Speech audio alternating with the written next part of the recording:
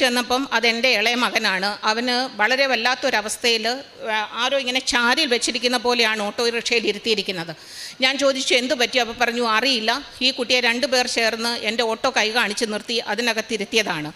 ഞാൻ പറഞ്ഞു എൻ്റെ മകനൊന്നും സംഭവിക്കരുത്, നിങ്ങൾ ദൈവത്തെ ഓർത്ത് ഞാൻ അഡ്രസ്സ് തരാം, ആ അഡ്രസ്സിൽ അവൻ്റെ ഹോസ്റ്റലിൽ എത്തിക്കണമെന്ന് പറഞ്ഞു. അവർ പറഞ്ഞു ഞാനൊന്നും ചെയ്യില്ല, നിങ്ങളുടെ മകനെ എത്തിക്കാം.